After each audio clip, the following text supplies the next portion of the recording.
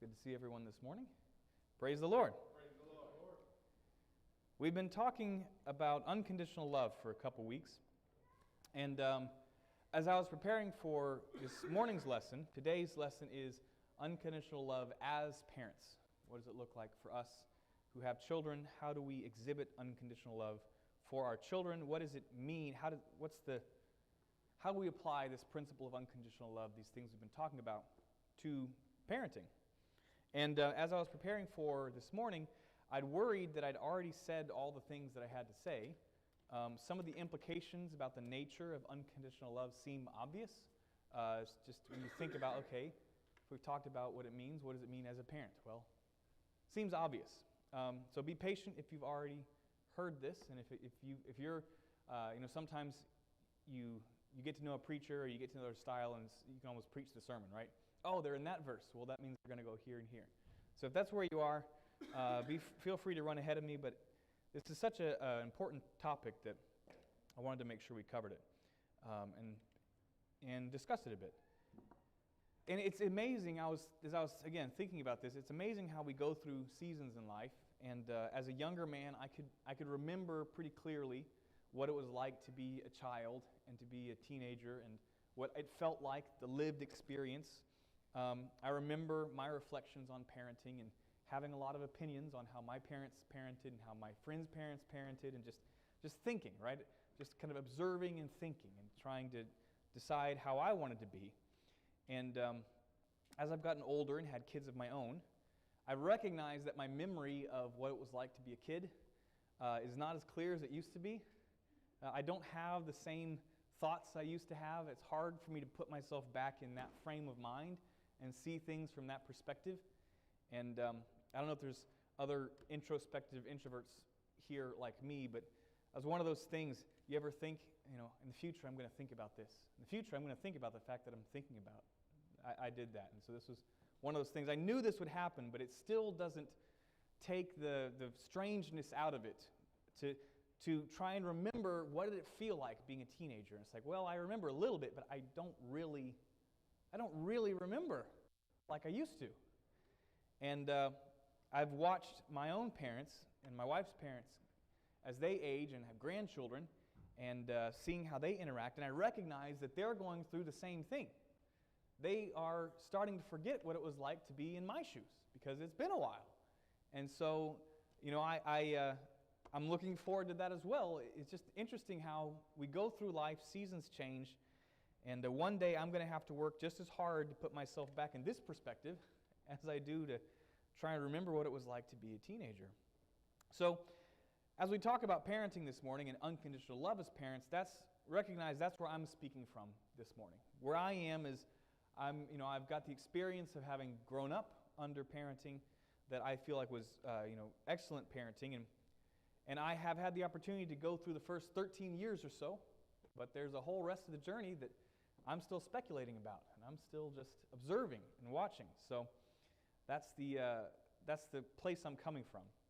And I recognize that not all of us here have parents, but I'm pretty sure all of us were children at one point. Or no, not all of us are parents, but we all had parents, right? We were all children at one point. And before I jump again into kind of unconditional love itself, I wanted to look at a pattern in the ministry of Jesus and kind of frame our conversation about parenting a bit.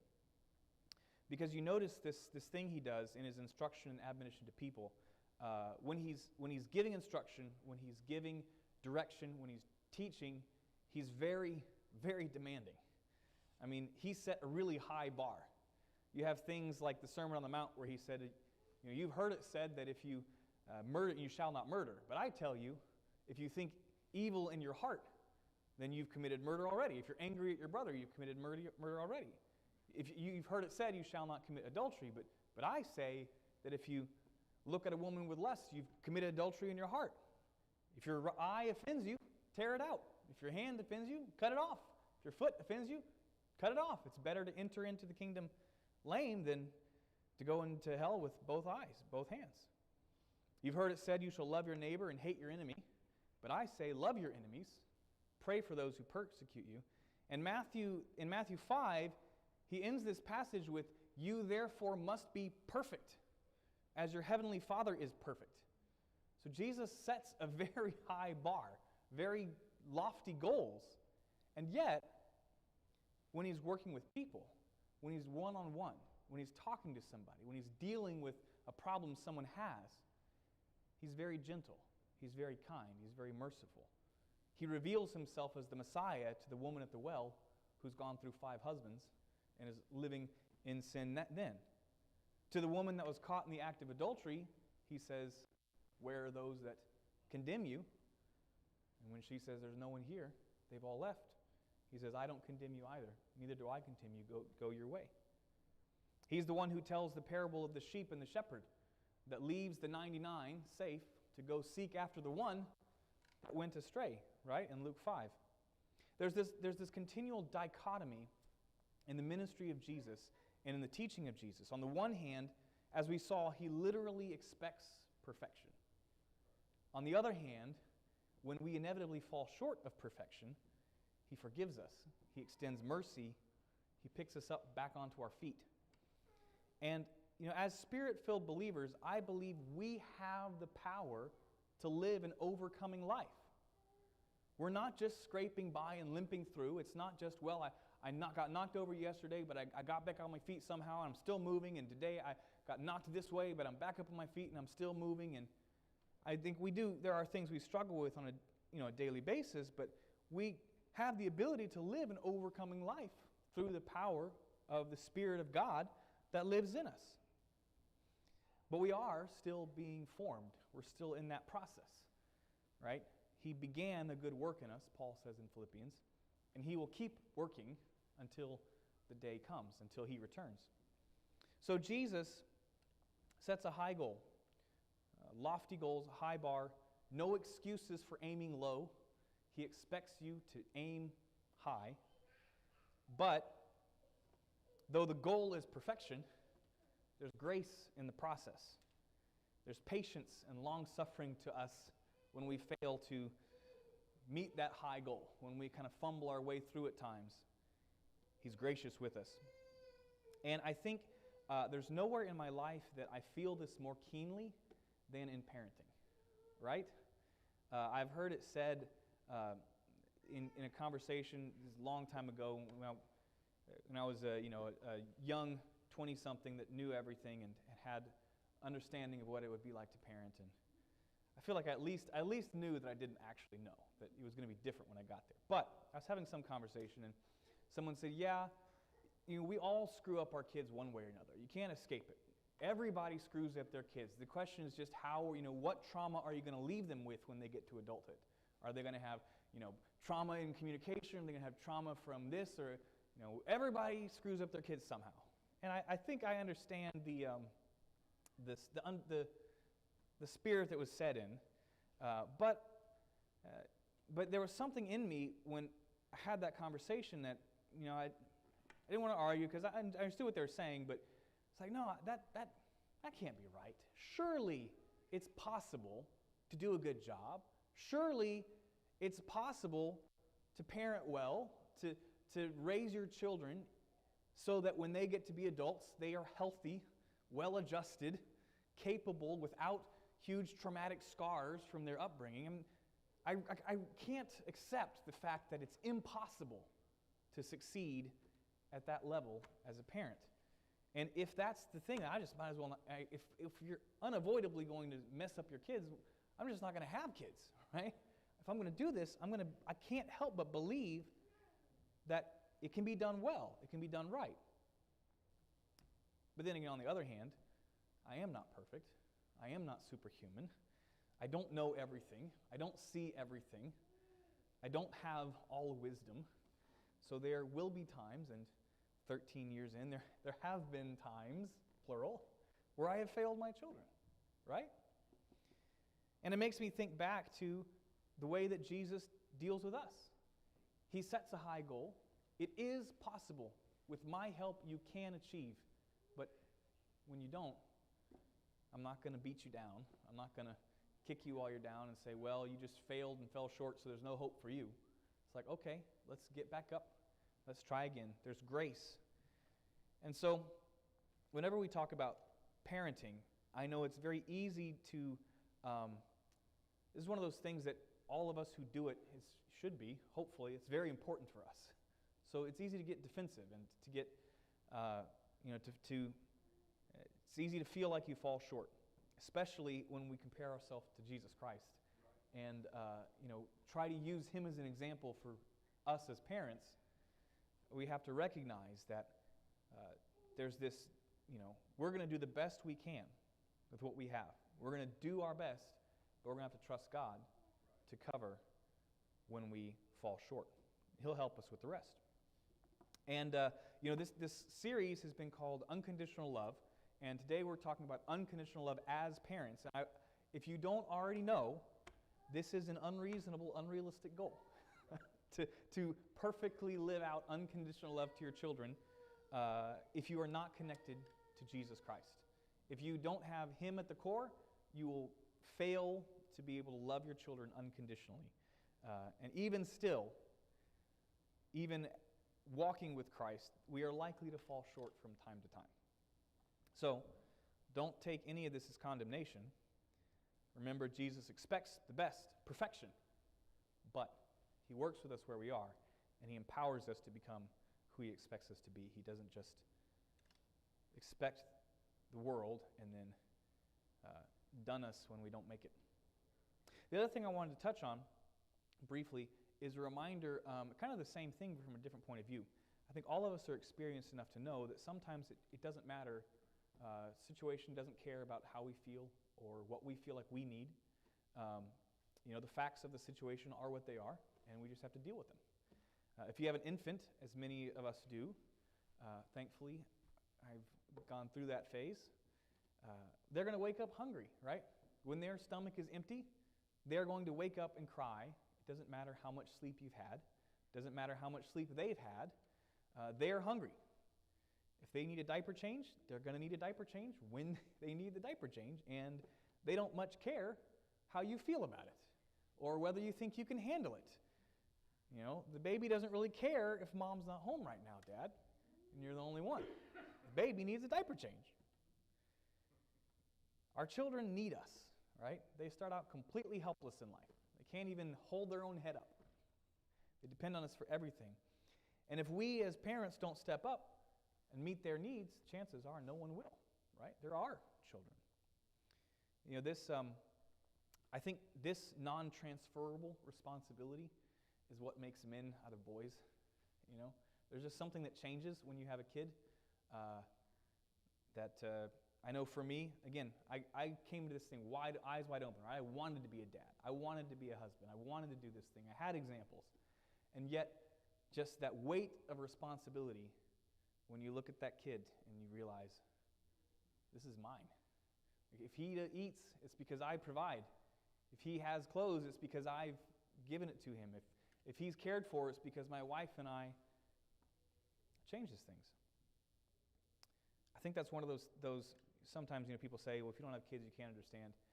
And it's hard to have a discussion, right? That's a discussion ender. But there's a truth to it, right? There is a level of, it's an experience that you don't have if you don't have children. It changes how you think about things. So I want to, again, encourage us to avoid judgment thinking, condemnation thinking when we think about these things. If I as the dad leave the kid in the stinky diaper until mom gets home, does that make me a bad father if I just let him sit there for 30 minutes until mom gets home? Well, I don't actually want you to ask that question this morning. That's not the goal. Because if I do that, then I'm worried about me, right? Then I'm worried about I start negotiating based on what I want and what I perceive the kid needs, right? What's good for me versus what's good for them. It's not about me. If I don't change the diaper, the baby suffers needlessly until it gets changed, right? Maybe it gets a rash, maybe worse. So I can't ignore the diaper regardless of how I feel about it, not because I'm a good dad or a bad dad, but because if I don't, the baby suffers, right? It has a consequence that affects the kid. And I hope you understand that I'm using this diaper analogy as a stand-in for all sorts of things that we deal with as parents. where I have this choice to do what I need to do for my child, even though a lot of times it costs me. And I think we get sometimes, when we talk about, well, you should do this as a parent, you should do this as a parent, your kids need this, your kids need that. And it's like, man, they need so much, and if I don't give it to them, does that mean I'm a bad? I don't want to think about that. What I want to think about is, what do they need? What is important for them to have? And whether I can fulfill that need or not, that's what I'm going to focus on. How do I fulfill the needs? And maybe I'm not the one who does. Maybe this is a need that I'm not equipped to fulfill. But as the dad, as the mom, I'm going to find someone who can. If I identify my child needs something, rather than feel bad because I can't supply the need, well, I must be a horrible parent because I'm unable to supply the need for my kid. Well, I'm just going to work on figuring out a way to supply it. Maybe someone else can help me. Maybe this is something I take to God.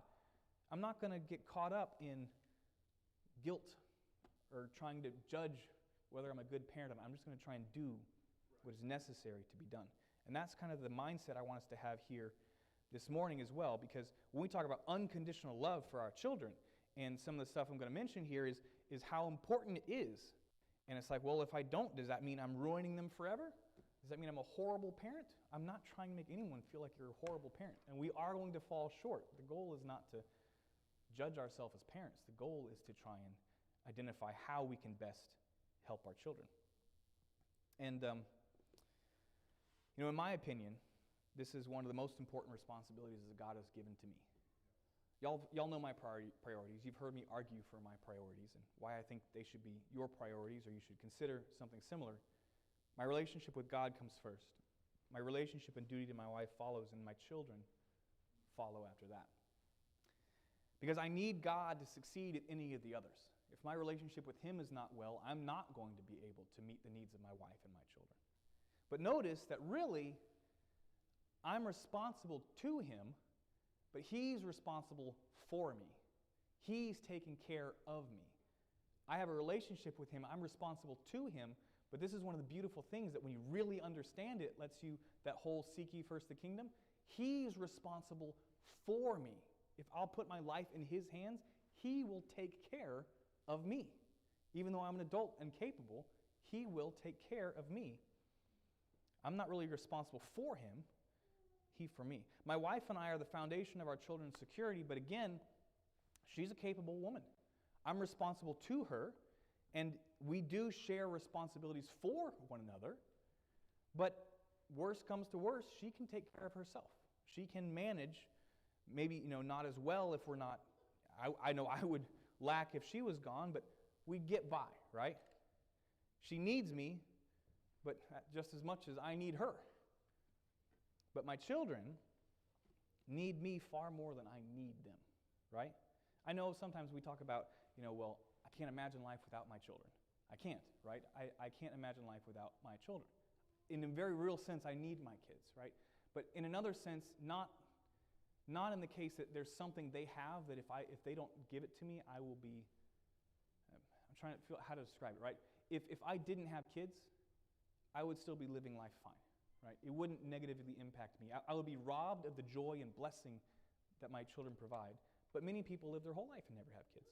You don't need kids the way that kids need you, right? And really, it makes me think back of my relationship with God. My kids, as they grow, should grow to be responsible to me, but I am responsible for them, right? I have a duty to my children who depend on me. And I have a duty to God who entrusted my children to my care. And it doesn't matter much how I feel or think about that. If I have children, it's my responsibility to take care of them because they can't do it for themselves. So having spent all that time framing the conversation, let's try and actually talk about what unconditional love looks like as parents. I'm convinced that at least half of all the responsibility I have towards my children will be covered if I just genuinely love them.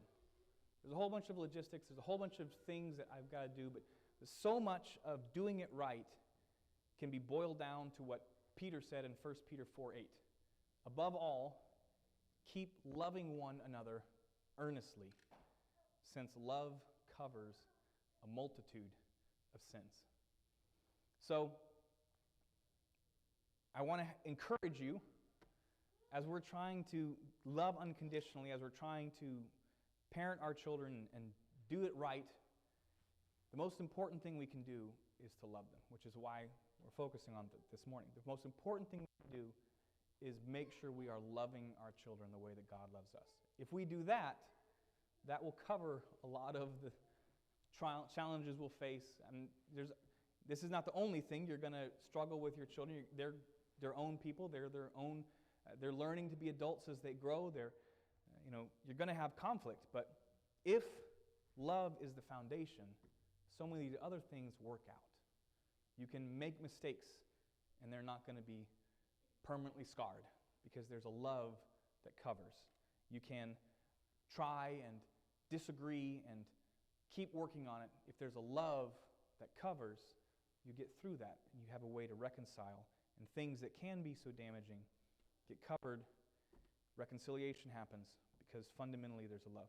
It occurs to me that in many ways, when we talk about loving our children unconditionally, we're really just trying to take something that God gives us naturally and take it from a subconscious kind of hardwired thing and make it an intentional, conscious part of how we live. Because those of you who have children, try and remember when you first held them in your arms, when you first looked at them when they were born. It's hardwired in us. You look at them and it's like at that moment you look at that kid and I would do anything for this little screaming, crying mess of a being that God has put here. We're hardwired to love our children. It's something God put in us. It's part of how He made us. But sometimes you don't have the same feelings, a few weeks down the road at 3 a.m. when you've been up all night because the baby's screaming and hasn't eaten and hasn't. But parenting is a long-haul thing, right? And if we want to be consistent in showing our children the unconditional love of God, it's got to become more than just a subconscious, emotional thing. It's got to become a purposeful, intentional thing that we are, a goal that we set for ourselves. And so the one thing I really want us to get out of this lesson really is just to think again, what does it look like for me to love my children unconditionally? But I've still got 15 minutes or so I'll get into the details. One of the principles we talked about with unconditional love is that God is the source of love, right? Love is an attribute of who He is. And as parents, we have to recognize that we are the first representative of God's love for our children. And in a very real sense, we are the ones who act as a source of love to our children. If we don't love our children, they may never give God the chance they may never seek out God's love. We talked about this as well. Love is one-sided, right? It's a property of the giver. So God's going to love them regardless, but they may never seek that out if they haven't felt it from us. If they don't feel like love from us, oftentimes children will struggle their entire lives. I say children, people, as they grow, they become adults. If we as parents did not show them what it feels like to be loved, to know that they have our love, then oftentimes people spend their entire lives struggling to accept love from other people, struggling to believe that other people truly love them. I want my children to know that I love them, right? Not all people express love the same way. I'm not saying you have to show love the same way I do or the way your spouse does. But just like I see God and I understand He's the source of love, I understand that that's a core attribute of His nature. That's who He is, right? I want my children, when they look at me, I want them to see my love for them as a core attribute of who I am. Who's your daddy? He's the one who loves me. What's your daddy like? He loves me. They may not know what I do or be able to explain this and that, but they should know, if nothing else, He loves me. He cares about me. Well, how do you know? Well, He tells me. He holds me. He listens to me. In 1,000 different ways, on 1,000 different days, I want to show them, I love you. It's who I am. I love you. I want it to be such a pervasive thing in their life. It's like the analogy, right? The fish doesn't know he's swimming in water. It's just It's like air for us. We don't think about it. It's just there. That's how I want my children to feel about my love for them.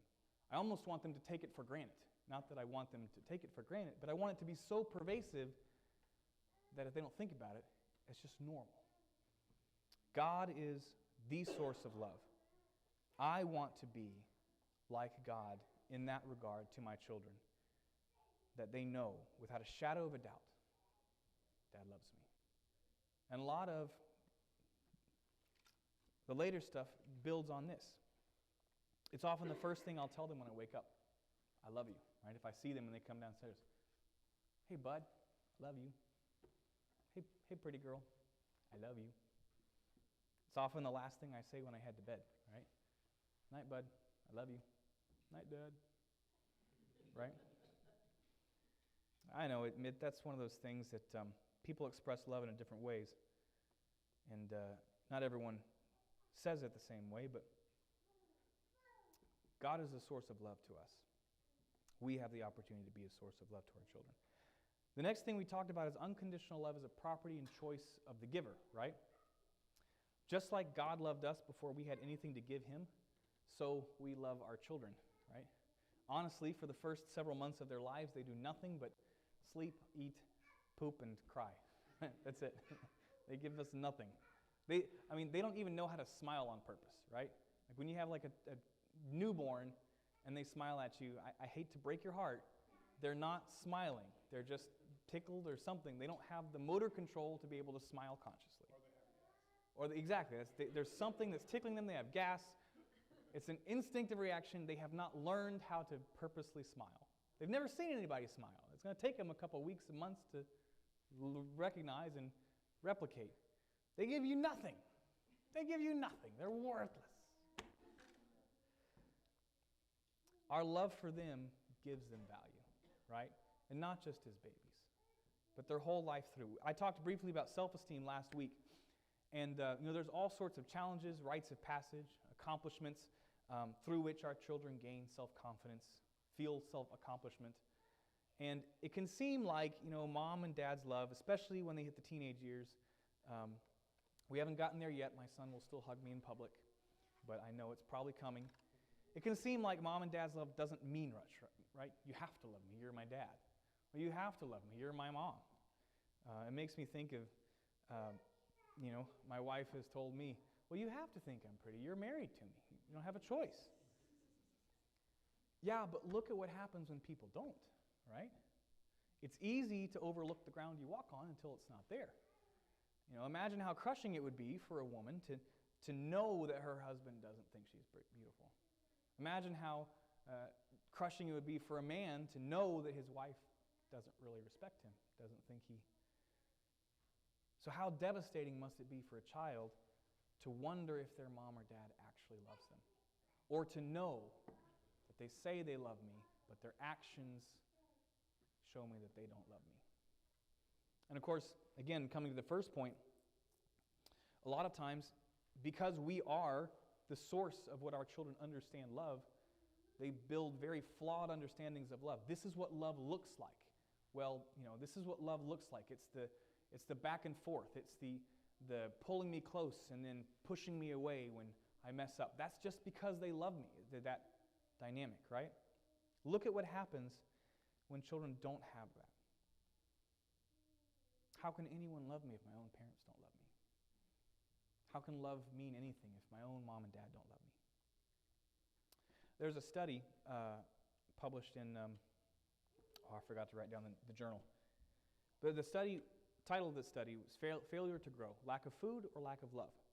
And this statement was made in the conclusion of the study, which I found amazing and horrible, but amazing. Lack of love or an adverse emotional or social environment can cause growth failure even in a child who's eating enough.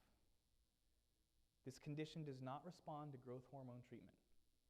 Once the child is placed in an alternative environment, for example, a good foster home, I'm not going to try and pronounce it. The lack of growth is reversed, and rapid catch-up growth can take place instead. The lack of love will cause a child to not grow physically until they're in a place where they have love. And we can't treat that with hormones. The body's not going to respond to the hormones. I want to encourage us today as parents, we have the power to breathe life into our children's future by doing something as simple, not easy, but as simple as loving them unconditionally. Love is a property of the giver. It's a choice by the person choosing to love. I can choose to love my children. As parents, I get to build this beautiful foundation in my children's life. Being unconditional, this love does not depend on the one being loved. That was one of the other principles we talked about. My love for my children is not conditional on their obedience. It's not conditional on their personality. Right. It's not conditional on their temperament.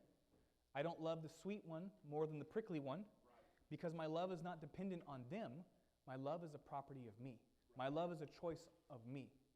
I'm not going to let my frustrations with them keep me from acting in a loving manner, even when they X, Y, Z.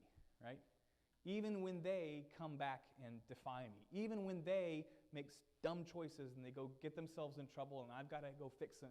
Even when we're butting heads because I'm trying to prevent them from making dumb choices that are going to lead them into. Even then, I'm going to remember, why am I doing this? Why am I putting myself through this frustration? Why is this conflict? Because I love them. Right. Because I love them. And it doesn't matter if they're angry with me. I still love them. It doesn't matter if they say, Mom, I hate you. I won't raise hands, but how many of you somewhere along the way have had your children tell you, I hate you? I don't know about you, but like as a dad who wants his kids to love him and feel the love, I have to remind myself, no, they're children. They don't know what they're saying. Or they may know, but they don't really understand what they mean. They don't mean what they say. Even if they do, even if they mean it, I love them. And it doesn't depend on them reciprocating my love. I love them. I'm going to do what is best for them to the best of my ability because it doesn't depend on them. It depends on me. Right. My ability to love my children is the property of me. It depends on me, not on them. One of the challenges we have as parents is that our children's brains are developing a lot faster than ours. They're changing a lot faster than ours, right? We're basically done with our brain development. We're starting to ossify. We're getting old and forgetting things. And the patterns of our brain it's not entirely true, right? Your brain can still rewire itself even into adulthood, but not like a child's can, not like a teenager's can, where they're undergoing rapid changes in their brain. And the couple of you teenagers here, Mom and Dad have been through it. They know what it's like. And be merciful with us. We're boring because we've been this way for a long time. We don't remember what it was like to wake up one day and wrestle with the newfound discovery that no was a word I could say. That no was something I could choose. Or that nebulous sense of identity that we had to resolve as teenagers, right? To wake up one day and recognize, who am I going to be? What am I going to do with my life? How am I going to, I know what I'm going to do with my life. I'm going to go to work tomorrow, and I'm going to work a full day, and I'm going to argue with my coworkers about what we should be doing, and I'm going to come home, and my wife and I are going to make dinner, and I know what my life looks like. I know who I am. And we forget what it's like to be in that place where your brain is growing and changing so quickly. Our children change as they grow. The way they think changes. The way we relate to them changes. Has to change by necessity. The way we communicate needs to change. How often we communicate changes. Sometimes because we choose to, and sometimes because they choose to, right? I love my mother, and I appreciate that she understands me. I don't talk to her nearly as much as I did when I lived in her house. I should probably talk to her more. Mom, I should call you. I'm sorry I don't. It's a stereotype, right?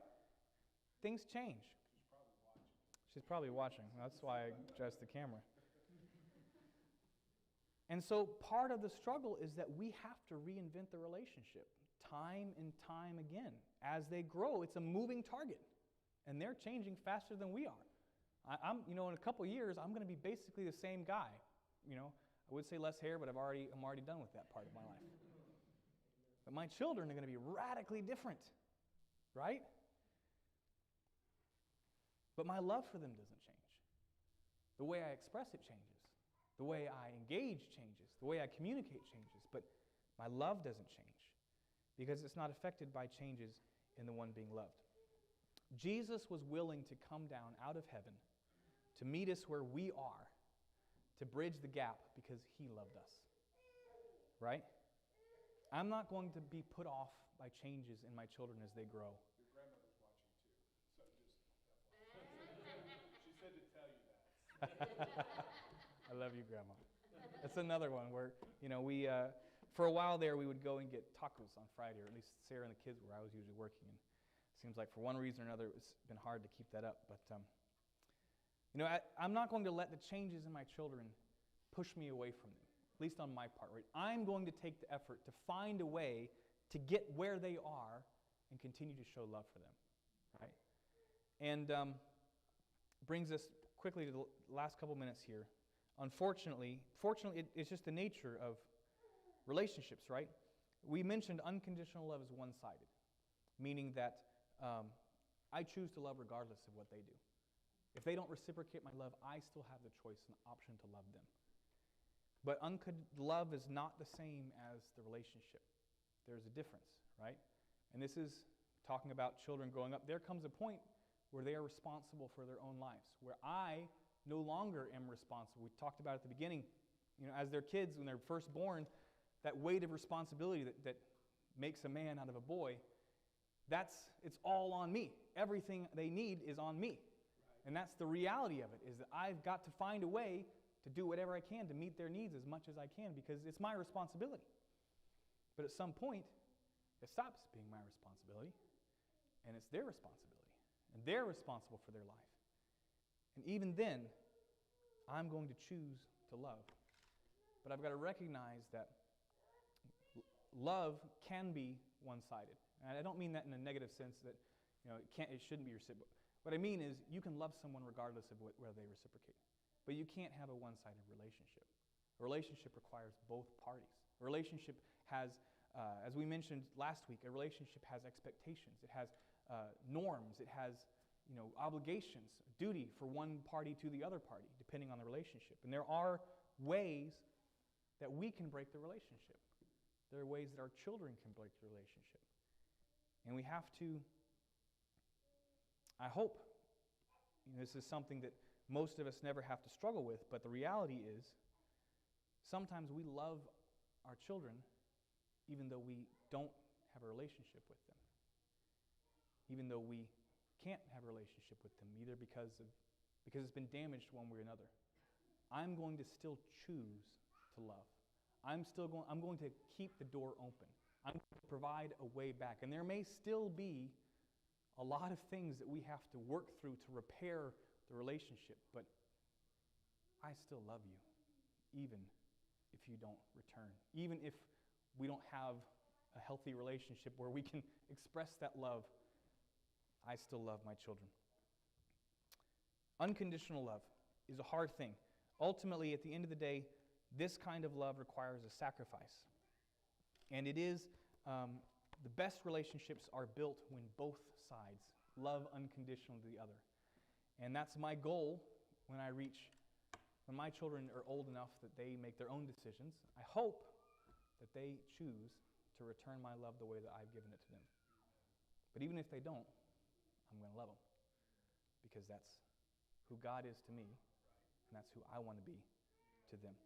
Take some time, maybe today, maybe the rest of this week, and I am convinced one of the most important things that we can do as parents, one of the most effective things that we can do as parents is just be intentional and think about it, right? Stop and think about it. So take some time and just ask God, Lord, how should I be showing love to my children? I love my children. Help me, what does that imply? Is there something I'm missing? Is there something I could do better? Or is there just feedback? Help me think about it, God. Help me think about it because I love my children. I want the best for them. That's the time we've got for today. Next week we'll be talking about what it means to love the world, right? I don't mean the things of the world, I mean the people of the world. All the people who aren't here, all the people who aren't walking with Jesus Christ. What does it mean to love all the people around us? I hope you found this series thought-provoking. I hope it's poked your heart in a couple places and stepped on your toes, because as we mentioned at the beginning, this is the attribute of a Christian, that we love, that we show love for one another, that we show God's love to others. And to whom else should we be showing, if no one else, our children and our spouse should receive the best that we can, the love that we can give them. God bless you. We will take a couple minutes and we'll start our main service. And thank you very much.